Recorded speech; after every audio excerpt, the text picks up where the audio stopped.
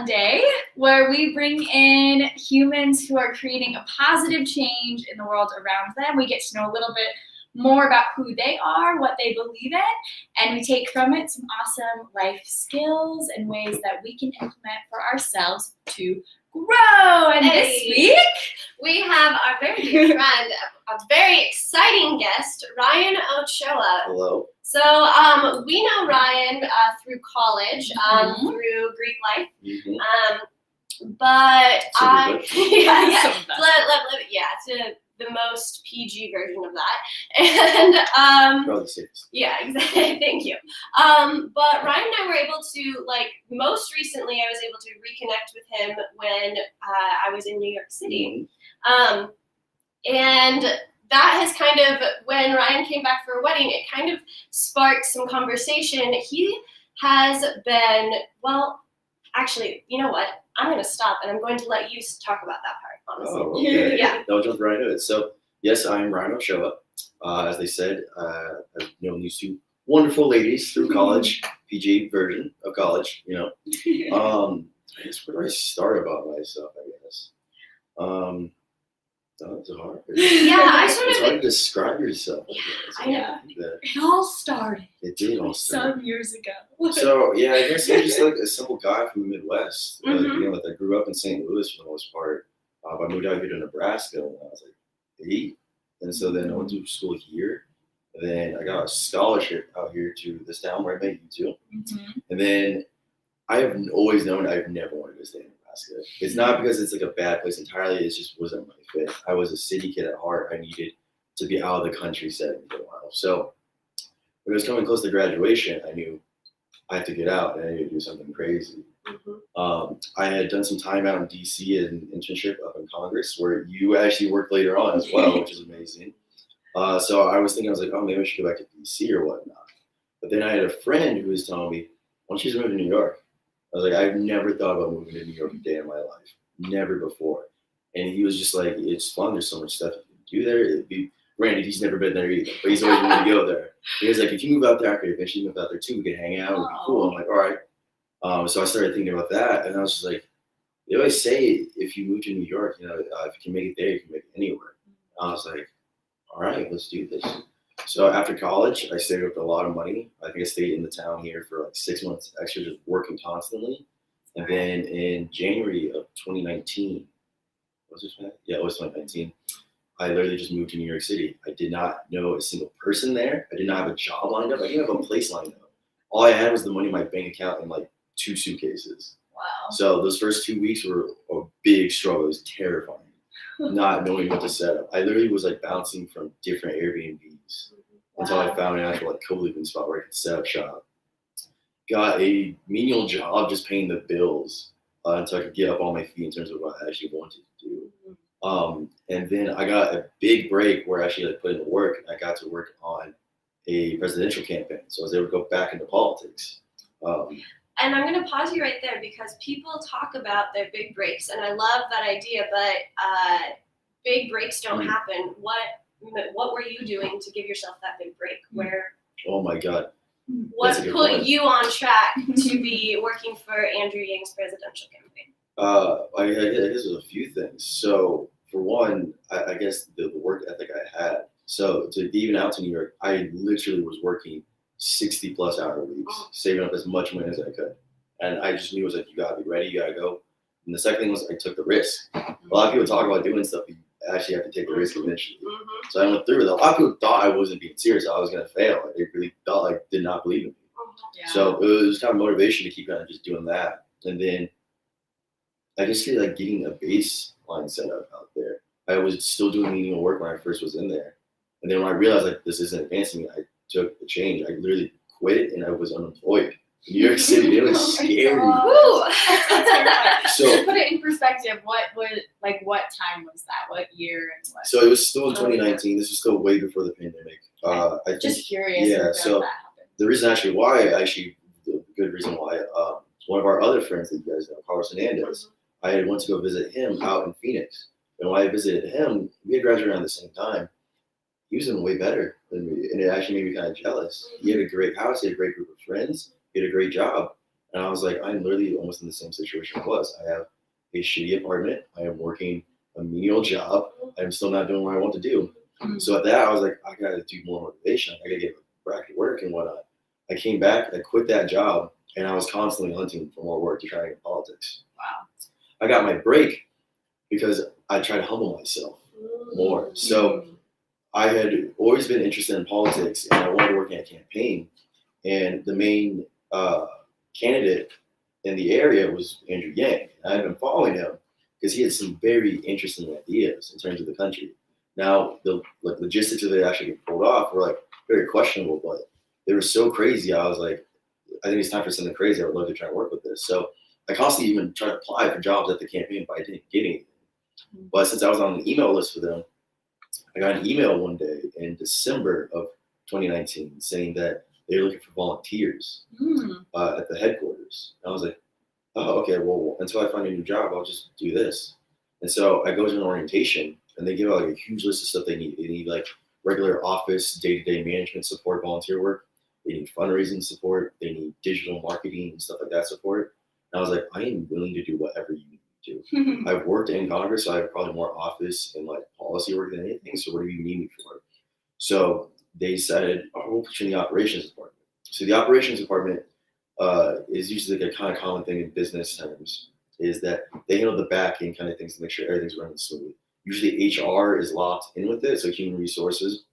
They're usually the ones that handle the budgets, payroll, stuff like that. Just make sure everything is running smoothly for the organization. So I literally treated that like a 9-to-5 job because I had nothing else to do besides apply. So it was like literally the first day I came in at 9 a.m. They're all there, and I stayed with them until the end. And I'm like the only volunteer doing that. So they're like, how many hours can you put in a week? I'm like, as many as you need. Like, literally, I can work this full time. So they're like, well, we can actually pay you part time if you do this thing. So I was like, that's the case, I'll do that. Yeah. So I was like, this is perfect. I can just do this. I started doing that, and I literally for a whole week I was doing 9 to 5 with them. Then I got scared because they called me into their office because I was gonna leave early one day, and they're like, "We need to talk to you." I'm like, "Oh no." Like, I'm gonna get fired as a volunteer. I didn't think that was possible. So they sent me down. You heard it for your first Andrew Yang's campaign. Oh my god, yeah. So they sit me down and they have a huge conversation with me. They just want to get to know me. And I'm having a similar conversation I'm having with you. I tell them like, yeah, I'm from the Midwest. I moved out here just on a whim. And I just wanted to be in politics, I guess. Wow. Then and there, they just offered me a salary full-time job. And I was like, oh, yeah.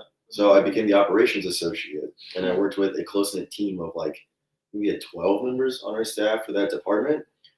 Best people I worked with. Wow. Great boss, great teammates. Everything was working smoothly. So after that, that's when even though more of the real work came in, because I went back to 7-day work weeks because we were in presidential campaign, and the primaries were heating up at that time. They were getting ready for the like the caucuses and stuff like that. So in January, I started doing that. I did a lot of work in operations as well as getting ballot access for New York, where like literally the team was failing. So like I had to help step in to try and get that done. So it was very stressful. And then when was it? In February, Iowa caucus happened, and Andrew did not show up at all. And so there was like words like, what's going to happen? How is this all going to affect us and stuff like this? We were ended up having to lay off a lot of people because of that. And so we started getting ready for that process, and Andrew's just like, I'm going to drop out. Like, there's no way I can win. So at that point, I literally knew, I was like, oh, like it was February 11th when he pulled out of the race. And I was like, I don't know how long my job is going to last, because operations, we're the ones that have to shut everything down, like from a legal and organizational standpoint. So we were like, when are we going to, like, it was our last day. They're like, oh, it's probably going to be sometime in March. So we spent the next month literally shutting down everything. Closing offices all across the country, closing down our headquarters, selling things. Like literally, I remember the most annoying thing I used to have to do was closing our tax accounts for our organization. I would have to call up every state's Bureau of Revenue and like literally go 2-hour phone calls to try and get this thing done. So tedious. But then what was I going to say? That after, when was it? In March, Andrew decided to do a nonprofit to continue his ideas going forward. So it was very interesting. I was in the room for all those conversations to see like a political startup like emerge. And the startups are very interesting. Like I've learned because there's so much talent you need, but so little resources you have. So you have to squeeze every little bit out of it. So as they're setting that up, I was still closing things down. Really, and then my last day, Andrew comes in and he tells us like, so we're hearing a lot about COVID. Like the country isn't really taking it seriously, but like it's gonna hit. It's gonna get bad, guys. Like you guys need to really prepare for this. The next day, New York went into shutdown. So after that, I was unemployed, but I still kept in touch with the nonprofit people, and basically I just kind of went back to volunteering with them. They decided to do a cash relief program to Americans, where they would send out direct cash relief to people that need stuff to pay bills, like right then and there, because there were no one was working at the time. So we would send out $250 grants through like Cash App and PayPal to people. And I had to help set that up, like to do that. We ended up helping over, it was like 22,000 people. Holy smokes! Yeah, we sent out like 5.5 million. Holy. And then we got a big donation from Jack Dorsey, the CEO of Twitter, to help with that as well. So it's very interesting to see these connections that come to play. Yeah. So I was just like, again, just off and on, like as a volunteer. And they brought me on as a contractor. And same stuff. What I was doing for operations, I was doing with the nonprofit.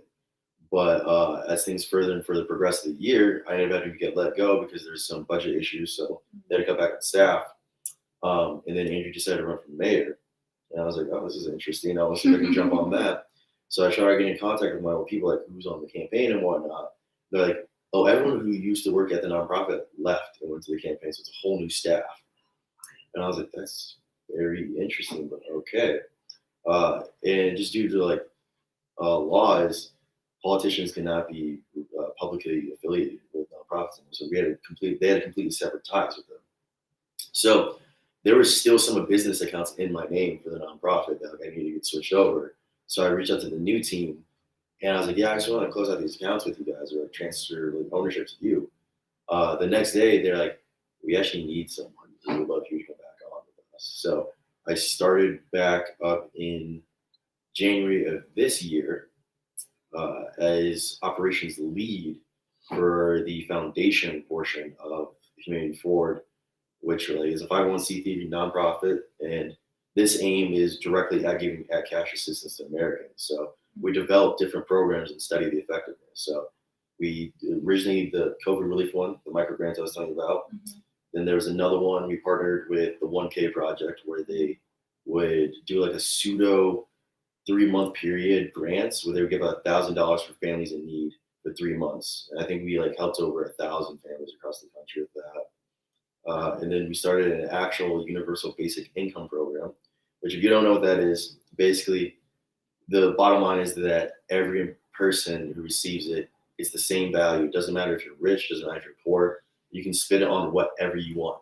No strings attached. If you want to like literally invest in it, you want to pay your bills. If you just want to waste it on drugs, you can do that. Right? It's your but money. It's a crazy idea that Andrew's always been at the forefront of that.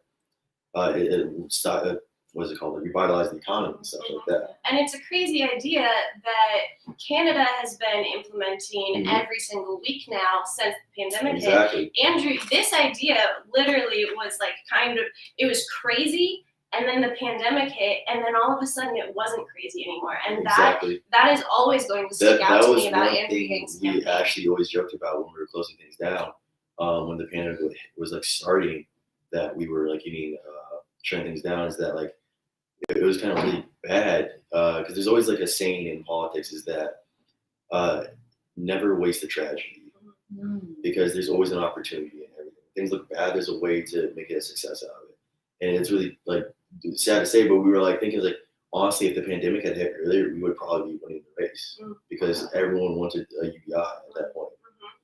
So wow, yeah. That's crazy. Yeah, so we have that's the universe whirling around. So we have one in upstate New York where there's 25 participants. They receive $500 per month for the next 5 years. It's going well right now. Started back in October. So we're doing a research study with some people from University of UPenn Center for the Guaranteed Income. Okay. So very interesting work, and we're also currently trying to develop a new one out in Philadelphia. I can't say much about that now because I'm still trying to do a lot of design work for it, but it's very interesting work to say the least. So yeah, I guess like that's a little bit longer kind of version of everything. That's okay. So you all understand now why I said actually I'm gonna let him introduce himself. Yeah. Wow. Well, that was beautiful. In that came up. So the reason that I was in New York City to meet up with you is because I was working that job in DC. We worked for Congressman Adrian Smith, and there is a book, an intern book there, where it's got like a picture of the intern and then it's got a little description of what they did there or whatever. I thought it was really cute at first. Like they'd say things like, this person was bright genius and a lovely spot of light in the office and all this blah blah blah. And I was like, wow, they like really developed like a really close relationship with these people. That's so cute. And then I find out later that actually you write your own description for the intern book. So it was really just a bunch of people bragging about themselves. So this is, to my point, Ochoa, Ryan Ochoa. Why do you not have a description in the intern book? There's a few reasons why for that, actually. So, a quick question. I'm kind of curious. Which office were you in? Was the office in the Cannon building still? Yes, Okay. fifth. Okay. I was in 5th floor. Yeah. That's where. Wait, I think you used to be on the 3rd floor. Yep. They had moved up just recently. Okay, Yeah. that's why. Yep. So I had was windows. That was. Ooh. Oh, really? Windows. So that was the thing. First off, there was a lot of transitions when I first came on.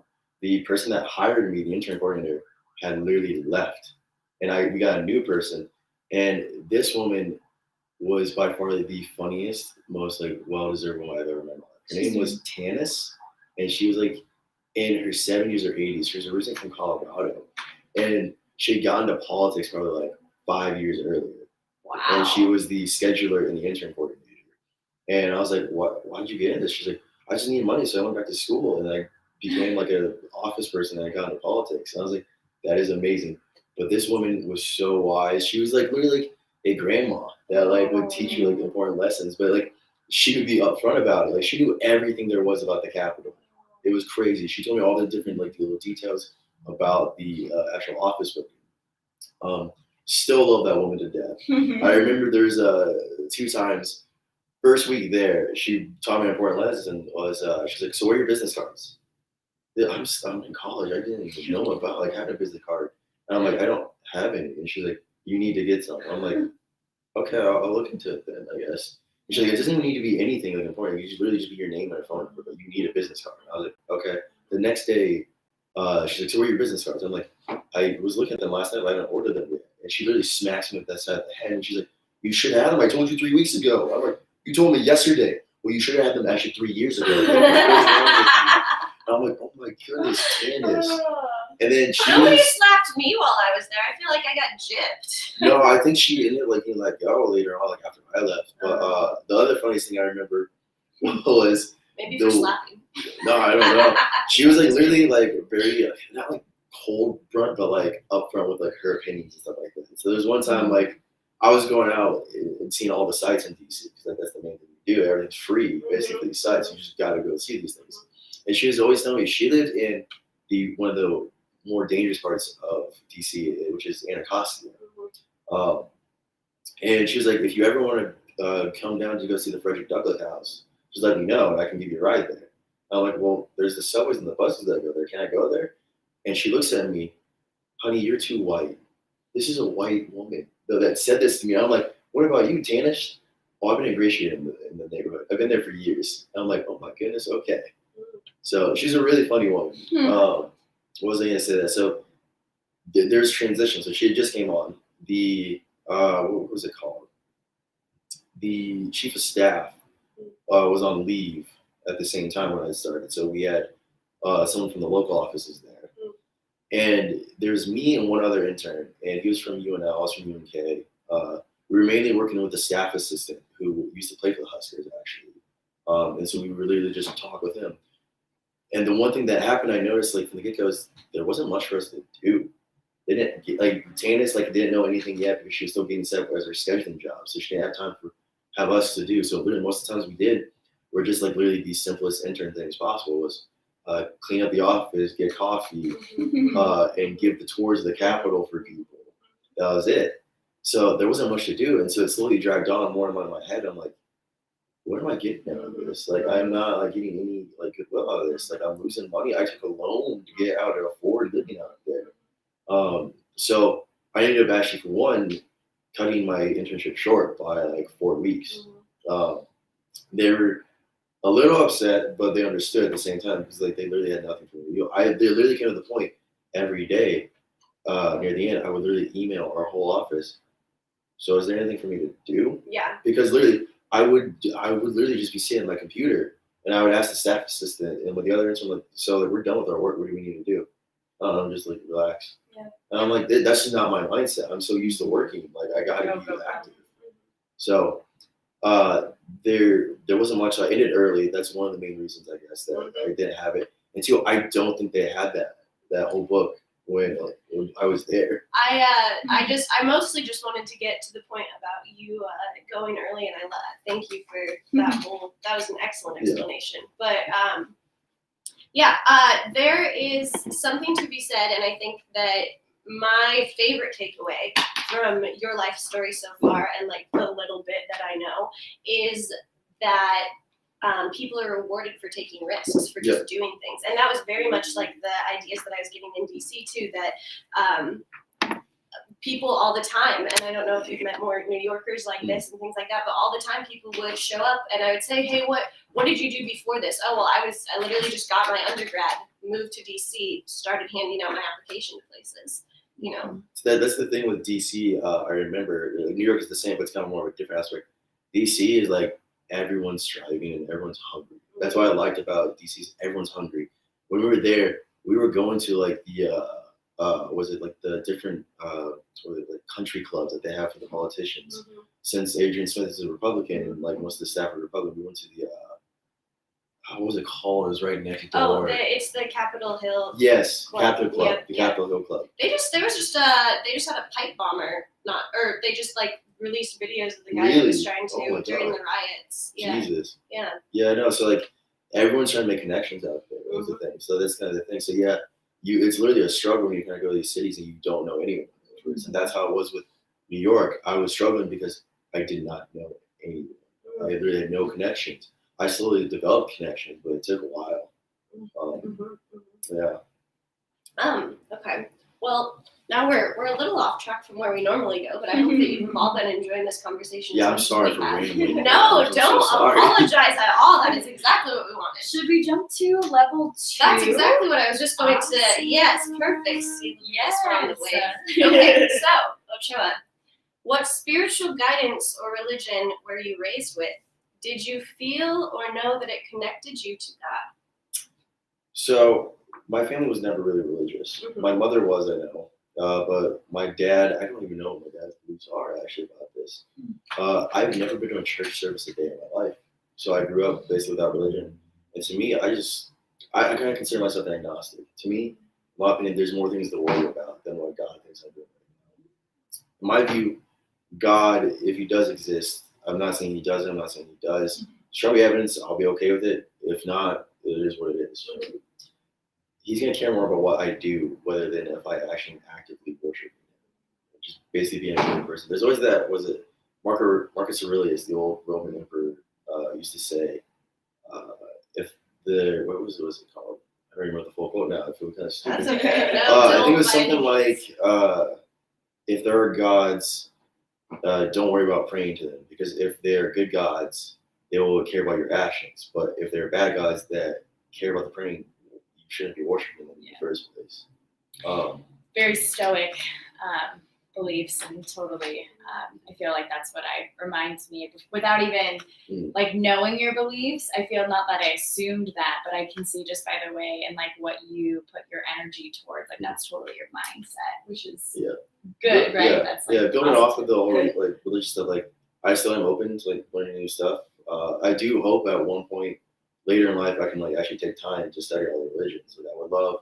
I've never read the Bible. I've never read the Quran. I've never read the Vedas. I've never read the Torah. I would love to read like all these documents and see like how they actually like are so spiritually activated.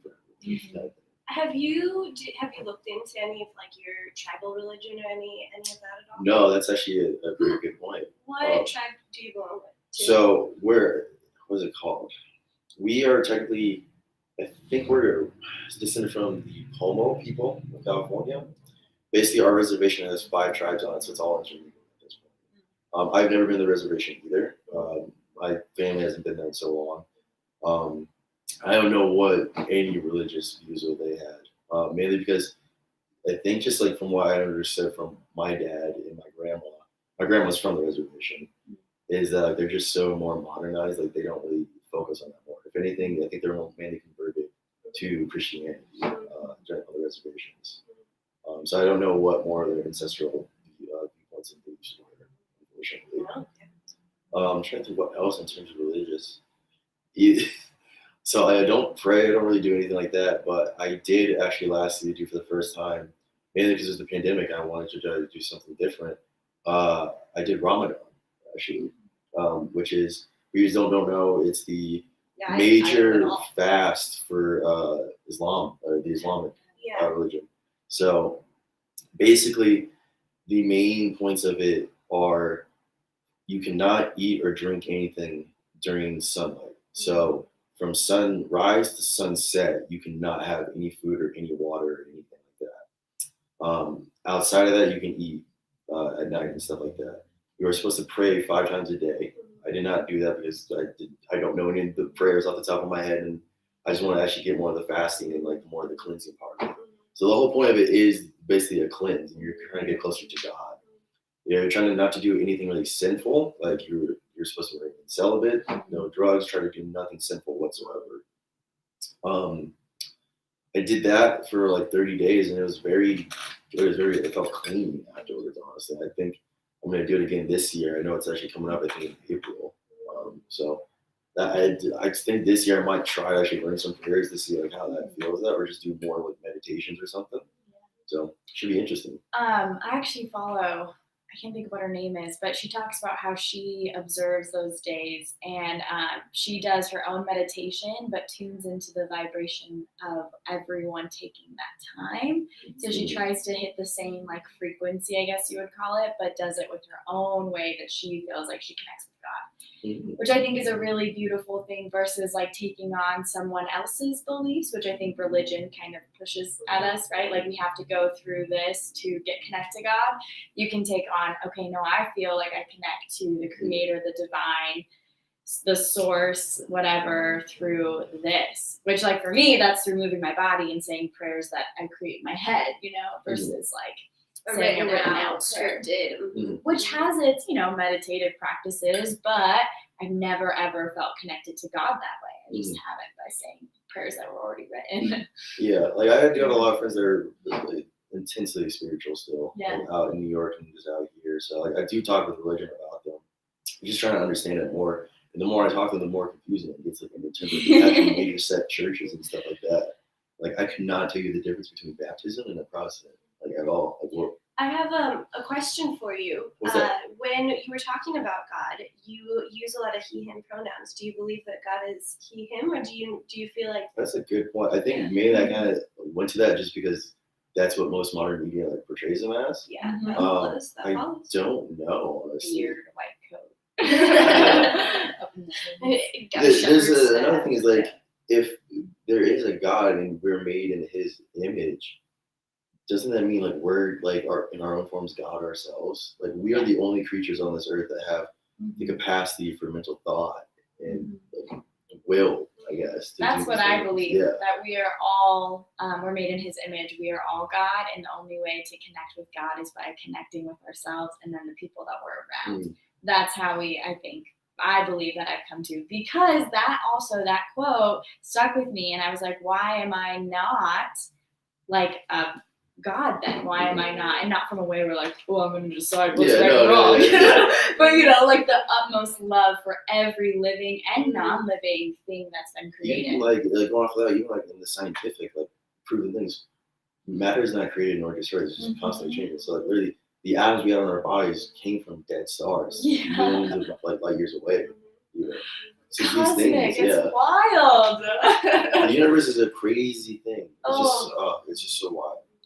And I think that's the coolest thing, where I used to feel when I would think about that, I would feel like helpless. And I was like, oh my gosh. But now I'm like, holy crap, that's so cool. Like, it's very hopeful, because it's like, wow, it is beautiful.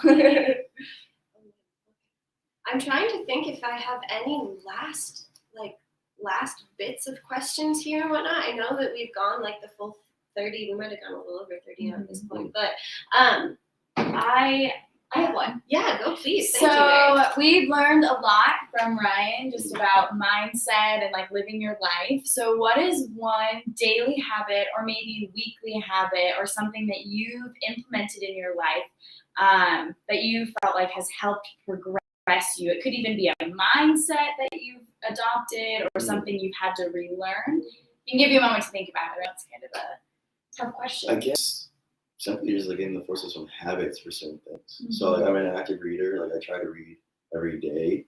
Lately, because of work, I've been kind of falling behind, so it's been upsetting me. So that's one thing for a habit. Another thing that's kind of cheesy, doing face masks. I love doing like face masks. I love honestly, that. even doing like your skincare. This is like you need to maintain this going on. So just Money like, mission. I see air, all that dirt. Oh my god, yes.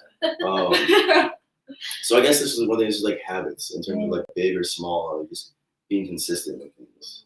If you fall behind and stuff, you need to pick up the wagon and do it continuously. I guess. Trying to think what else.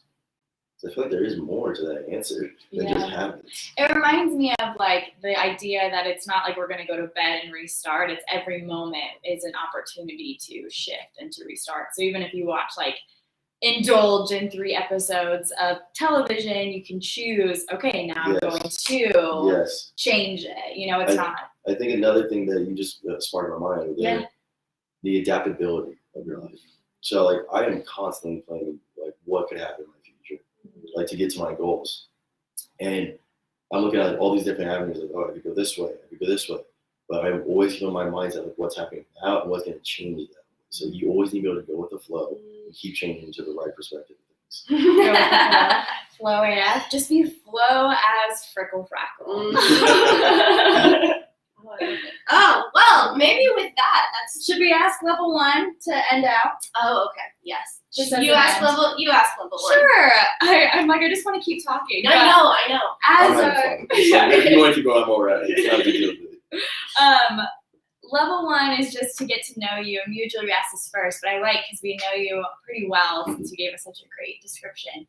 What is you can answer as many as you'd like, movie, book, song, quote that just sticks with you or you've been thinking about a lot lately? That is such a hard question. Like, I'm not sure why that's the hardest question here.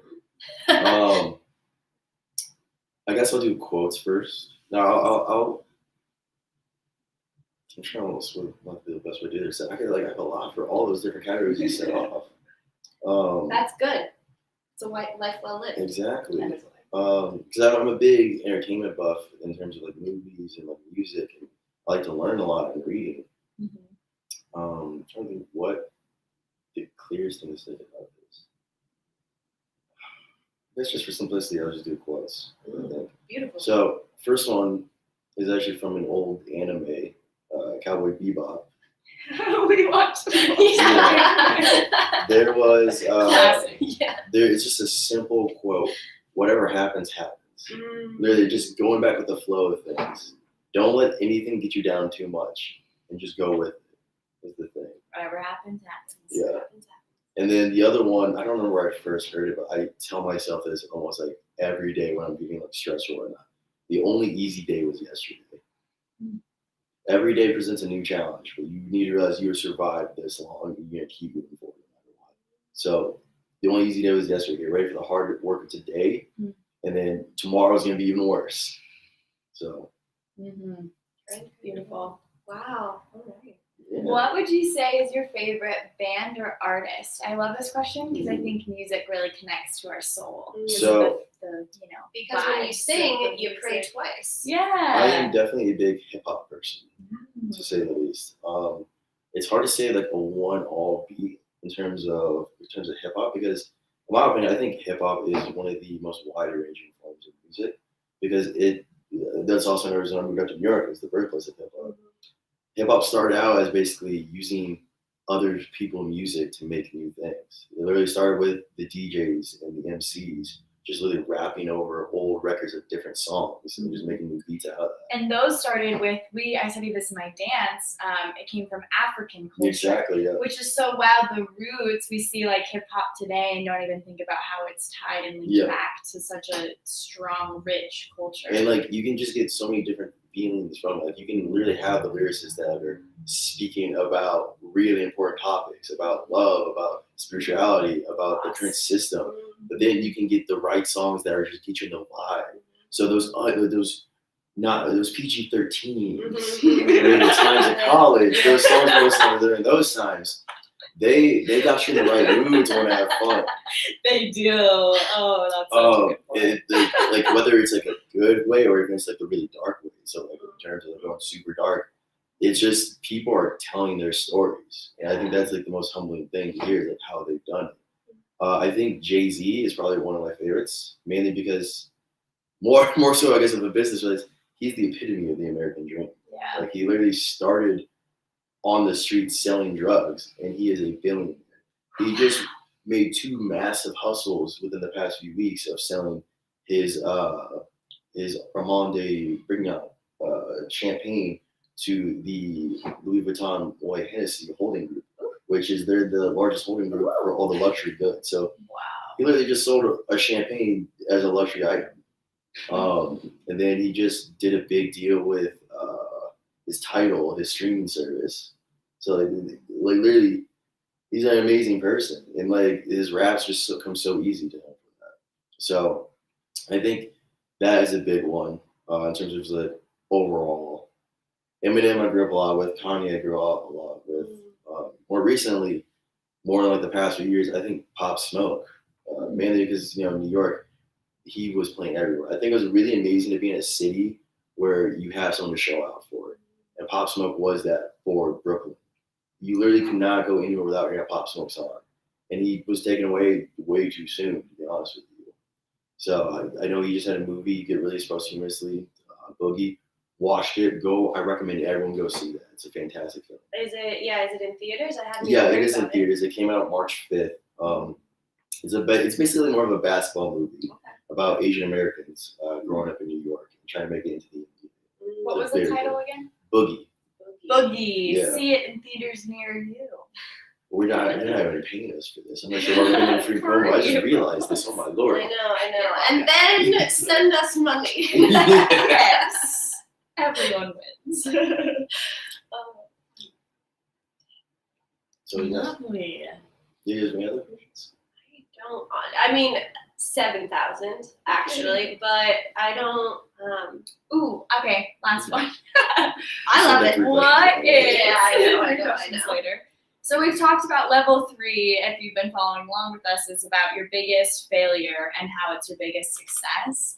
And I feel like maybe what's your view on failure, or if you want to answer like your failure into success, either or I think is a great way to end our awesome discussion. That's a very good question. Yeah. My greatest failure, how to turn into the biggest success. As narrow or as broad. It's so weird because like the perspective of failure just changes over time. Like there are things I'm like, in the moment I'm like, I really messed this up. This was like ruined. But when I look back, I'm like, honestly, like this didn't really matter that much. Like I got something better out of it. New York, they're just living out there. It's just so hustle and bustle. Like it's always ups and downs. Like honestly, I really thought like Andrew Yang dropping out of the race was a failure on my part.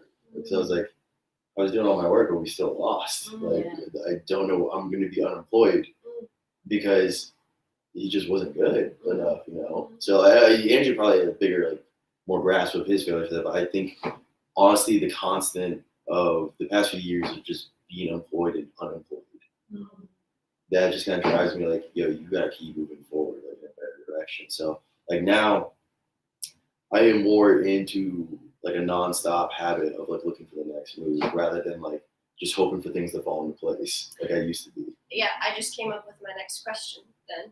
Okay. So currently, What are your goals? Where are you seeing? What are you looking So, at down the road right now? Down the road, I probably want to stay another year here out in New York City. I don't know whether I want to actually stay there for the rest of my life or move and try a new place. I do want to travel more though, so that kind of adds to it. But I do want to try and buy property out in New York City, like a little condo or something, so I have some place to call home, like so I can lay my head wherever.